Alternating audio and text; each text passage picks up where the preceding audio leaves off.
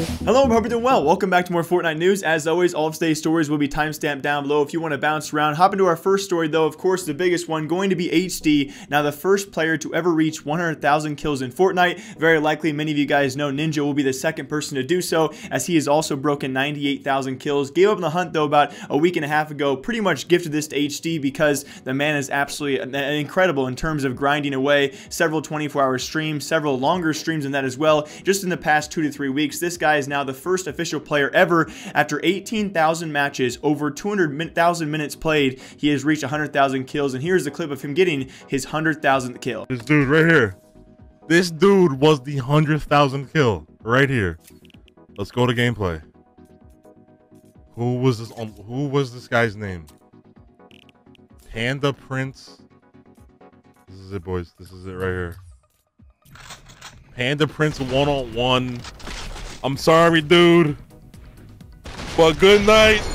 There it is. That was it right there. But either way, props to both those guys, and now the race to 200,000 does begin, likely to also be HD. On top of that, of course, many of you guys are aware this past Saturday/Sunday, we received a very large update. Now the entire map covered with ice/snow. Alongside that, the Ice Queen is here with her Ice Legion, otherwise known as pretty much the Nightmare Cube creatures are back, which leaves a lot of people out there kind of on the whim of these updates lately. I think Scissors put it very good and very well worded as well. On top of that, with all the updates we've seen in the past 2 months, all of them have been highly controversial and not too much added to the actual game itself besides these random updates, right? Glider redeploy introduction was one that was debatable. Then we had the planes, the sword, the boom boxes, now the ice storm with all the fog it brings with it, and of course a slew of issues out there, bugs and latency issues, FPS issues that have not been resolved, although some of them have been. I think the last update, 7.2 patch, did fix a lot of bugs, but there are currently so many other things out there that could be added. This adding more so to the casual play, but still complaints continue in there. And of course, speaking of the ice map, guys, with it came that harsh fog, right? Visibility at sometimes is pretty much non-existent. Thanks to Tom, though, actually telling us all how to possibly fix your fog visibility. Which one is it? Hell. Oh shit. Oh shit. Later, fog. And in case you guys didn't know, I thought he was trolling, but then again, when you rewatch it, he seemed pretty serious. Yes, indeed, in that clip, it's actually the exact moment where he went to change his brightness settings that the fog disappeared. As many of you guys know, it's pretty sporadic when that fog does get very thick. And yeah, it was just that timing when he was actually changing his settings, the fog actually disappeared. Those settings do not help your visibility in the fog. As of right now, I do not know of any settings. If you guys know of some, comment down below. I think I've actually only seen one that might be working, but unless you're colorblind or actually enjoy seeing a bunch of weird colors because you're not colorblind, turning your brightness down to 0 and your DrLupo up to 10, or maybe scale it slowly up to 10, potentially might work for that fog. I don't really see the benefits fully. It does seem the fog is pretty thick. Alongside that, many complaints because yes, the Ice Legion, the zombies we see, well, they're pretty much everywhere. The spawn rate is insane. It makes the late games pretty poor unless you're a person who likes having your builds being broken down by creatures instead of actual players. Well, then this is a perfect patch or the perfect update for all of you.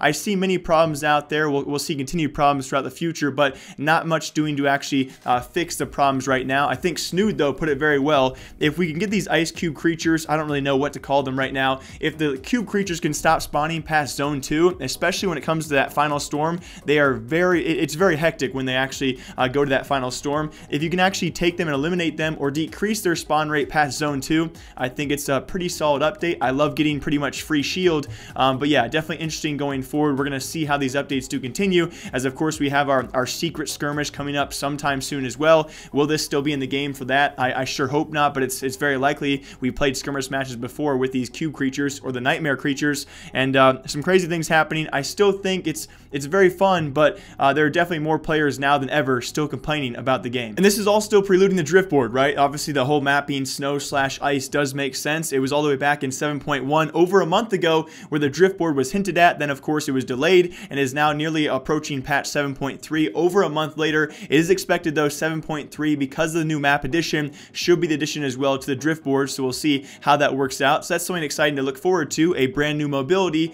and hopefully it's going to quell the obviously the negative feedback about glider redeploy now being an item. There's a lot of things to complain about currently in Fortnite. One of them might as well be it's actually DrLupo taking his stream just this morning to confirm it's actually a correlation between FPS as well as your rate of fire with your weapons with this video. Made it to just as it switched to 12, so 15 to 12.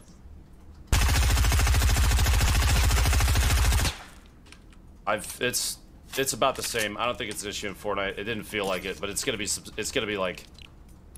super close. Made it to just as it switched to 12, so 15 to 12. It's about the same. I don't think it's an issue.